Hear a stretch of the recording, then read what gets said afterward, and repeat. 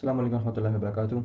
आज का दिन इस तरह गुजरा कि बस पढ़ाई थी सिर्फ, because I have no time to do any other stuff.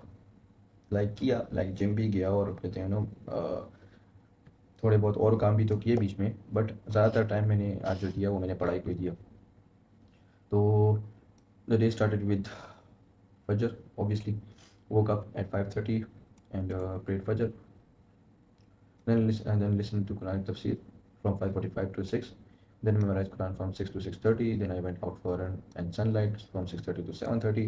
Read the book of Spartic Reality from 7:30 to 8 a.m.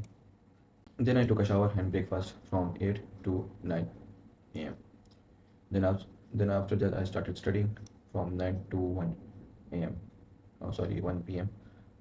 तो इस टाइम मैं बेसिकली एडिटिंग वगैरह करता था, लेकिन अब मसला ये था कि मेरे पास अभी उसके लिए फ़िलहाल टाइम नहीं है, क्योंकि मेरा ट्यूसडे ट्यूसडे को यस मेरा एग्ज़ाम है। तो वो लास्ट पेपर है, तो जब इंशाल्लाह वो हो जाएगा तो फिर इंशाल्लाह मैं अपने रूटीन को थोड़ा उसमें चेंज लेकर आऊँगा और उससे अपने काम वगैरह के लिहाज से अच्छे से ऑर्गेनाइज़ करूँगा। और इससे मेरे साथ ये होगा कि हर चीज़ को एक प्रॉपर टाइम मिल जाएगा। अभी सब कुछ गड़बड़ है, कभी आज मैं इस टाइम पे कुछ कर रहा हूँ, कल उस टाइम पे कुछ कर रहा हूँ। भाई मैं मेरी रूटीन इस वजह से चेंज करते रहता हूँ क्योंकि मैं एक रूटीन को फॉलो करते करते थोड़ा बोर हो जाता हूँ। तो डिफरेंट चीज़ें मैं कहते हैं मतलब मैं रूटीन्स चेंज करता रहता हूँ। टाइमिंग के लिहाज से भी होता है, नमाज़ों के लिहाज से भी होता है और बहुत सारी और चीज़ें होती हैं इसके लिहाज से भी होता है। तो इसलिए मेरी टाइमिंग वगैरह चेंज होती रहती है। So I started studying and from 9 to 1 p.m. and 1 p.m.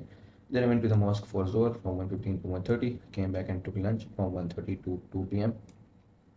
After that I continued studying from 2:30 to 4:30। हाँ, तो 2 घंटे दोबारा उसके बाद पढ़ा, 4 घंटे वो हुआ, 2 घंटे यह हुआ। मैं पढ़ पढ़ के तो थक बहुत जाता हूँ लाख। कभी कभी दरमियान में इतनी नींद आ जाती है कि बस पढ़ा नहीं जाता, तो इसलिए जितना ज़्यादा टाइम दे दूँ उतना ही कम है। Then I went to the mosque for Asr from 4:30 to 4:45। Then I came back and took a nap. मैं सुबह को उठा हुआ था, लाइक एग्जैक्टली तकरीबन 12 घंटे पहले का उठा हुआ था। और मैं बस पढ़ पढ़ के तो इतना थक गया था कि काम करते पढ़ते पढ़ते ही मेरी आँख लग गई। और फिर तकरीबन मैं 1 घंटा सोता रहा एंड देन मैं जाके उठा, तो बस मगरिब का टाइम था। Then I went to the mosque for मगरिब फ्रॉम 5:45 to 6। एक्चुअली 5:40 पर उठ गया था क्योंकि अजान उस टाइम पर हुई थी। उसके बाद जल्दी से वज़ू वज़ू करके तो बस चला गया। Then I went to the gym, क्योंकि मैं कहा दोबारा पढ़ने के लिए बैठूँ तो इससे फिर बहुत ज़्यादा बोर हो जाता हूँ। तो बस मैंने कहा चलो यार 1 घंटे जाके गुजार आते हैं। मैं पहले जब स्पोर्ट्स करता था, तो अब मेरा स्पोर्ट्स में शौक है, लेकिन अभी कोई अब बजाय इससे कि उन फ़जूल जगह पे जाया जाए जहाँ पे माहौल इतना ख़राब है। और मैं तो अब भी उस बात पे कोड़ता हूँ कि मैं भला उधर क्यों गया, लेकिन बस यार वो जो होना था वो तो होना था, ठीक है, उसकी अब मैं कुछ कह नहीं सकता उस पर। और ऐसा कहना भी नहीं चाहिए कि इस तरह करता तो उस तरह हो जाता। वो सब कुछ अल्लाह ने लिखा हुआ था, जो कुछ होना था वो हो गया। इस तरह हुआ कि मैं जाना तो चाहता हूँ स्पोर्ट्स वगैरह के लिए, लेकिन वहाँ पर अब जो जिस स्पोर्ट्स मेरा इंटरेस्ट है मार्शल आर्ट्स में, तो वहाँ के अभी हालात ठीक नहीं है।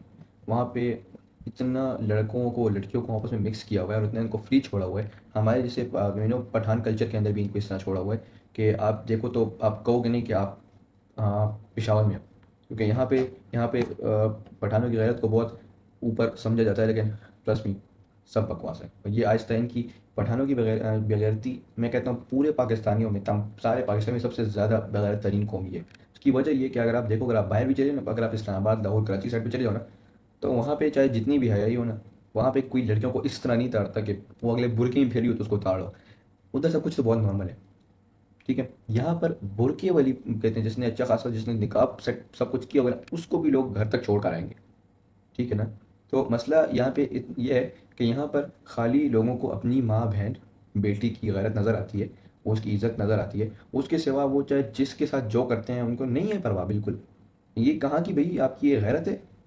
आप किसी की कहते हैं माँ बहन को जितनी गाली दो, आपको कोई मसला नहीं है। और मतलब हर बात पे गाली है भाई, हर बात पे गाली है। और मतलब कोई सही बात हो, चाहे अच्छी बात हो, चाहे बुरी बात हो, अपने गाली देनी है, गाली देनी है, गाली देनी है। और फिर आपकी माँ बहन को कोई गाली दे दे तो आपकी ऐसा फिर आप तो बंदूकें निकालते हो। आप तो फिर ये नहीं देखते कि कौन है कौन नहीं है, तो आप उसके ऊपर फिर चलाते हो। अब मसला यहाँ पर ये है कि यहाँ पर आप किसी को उंगली तो नहीं उठा सकते, लेकिन आप खुद जो करना चाहो करो, आपको कोई कुछ नहीं कहे, बस आप दूसरों को कुछ ना कहो। ये आपकी इनकी गैरती है। तो अब पता है आपको, देखें जितने भी लोग हैं ना, उनका टारगेट जो बिहाई फैला है, उनका टारगेट ही यही जगह है, क्योंकि इनको पता है कि इनको पता है कि सबसे ज़्यादा गैरतमंद कौम ये है, और अभी इसको ख़त्म कर रहे हैं। वो बेगैर तो हो गई है जितनी हो गई है, तो अब वो उसको और भी ज़्यादा करने की कोशिश कर रहे हैं। पर उस जगह पे जाना बिल्कुल भी ठीक नहीं है। लाइक वहाँ पे आप, और स्पेशली एक ऐसे बंदे के लिए जो खुद को लड़कियों से दूर रखना चाहता है। मैंने वहाँ पे 2 साल गुजारे हैं, और वहाँ पे काउंटलेस लड़कियाँ आई हैं और गई हैं। मैं कभी किसी के पीछे, मैं कभी कसम खुदा कि मैं कभी किसी के पास खुद नहीं गया और जाकर से मैंने बात की हो कि, लाइक मैंने कभी किसी से कोई बात, मैं तो ट्रेनिंग के लिए उसके साथ खड़ा भी नहीं होता था। मुझे कोई कोच साथ खड़ा होता था, मैं कहता भैया मैं ऐसा नहीं खड़ा होना। सो मैंने कभी किसी को अप्रोच नहीं किया।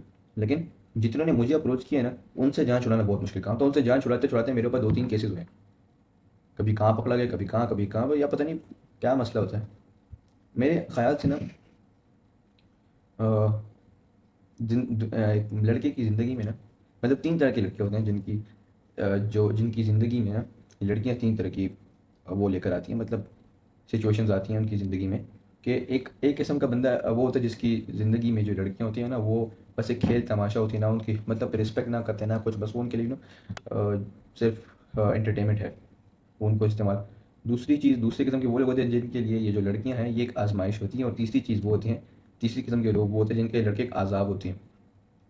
अज़ाब उनके लिए होती है जिनके लोग मसले बना दी जाती हैं, और आप उससे जितना जितना दूर भागो तो आपको आपके ऊपर, अरे उनको तो कोई पूछने वाला नहीं है। अब ये जो मेरी एक अपनी स्टेटमेंट, मेरी एक अपनी एक वो है सोच है, किसी से ना मैं सुना ना किसी को कहते हुए कुछ मैंने सुना, किसी को मैंने कोट किया है। लेकिन ये मेरी एक अपनी वो है, इसमें मैं एक ब्रीफली, मतलब इसमें एक अलग से टॉपिक बनाऊंगा, और उसमें बताऊंगा कि इसका मेरे कहने का मतलब क्या है, क्योंकि इस तरह नॉर्मल छोटी सी बात और छोटी सी स्टेटमेंट में समझ नहीं आएगी तो उसको एक्सप्लेन करना मांगता है। तो मैं बताऊंगा इसमें मेरा पॉइंट ऑफ व्यू क्या है, जितना मैंने एक्सपीरियंस किया, जितना मैंने देखा है। तो ये मसला कि मैं अब उधर नहीं जा सकता। Then I went to the mosque for Isha, 7:30 to 7:45। Then I came back and attended the class. As I said Asfa, जो कहते हैं अलमिदरार का जो एक कोर्स है वो मैंने किया हुआ ज्वाइन, तो उसका क्लास होता है 7:30 के ऊपर, तो बस। लेकिन 7:30 के ऊपर क्लास होता है, लेकिन वहाँ से ईशा की नमाज़ होती है उस टाइम, तो वापस आके ही तो करना पड़ता है 8:45 तक। Then I had dinner after class 8:45 to 9 p.m. Then I practiced video editing for a while, like 1 hour, and then I went out for a walk. और वॉक करते करते पता ही नहीं लगा कितना टाइम गुजर गया, 1 घंटा गुजर गया। लेकिन मेरा माइंड थोड़ा फ्रेश हो गया। Then I came back and prepare हदीस and just I am, then I started journaling. So बस इस तरह दिन गुजरा। It was quite boring, but it's okay. जैसा भी था, स्लो प्रोग्रेस भी कभी कभी अच्छी होती है, लाइक ज़्यादातर अच्छी होती है। So that was enough. Thank you so much. अल्लाह हाफिज़।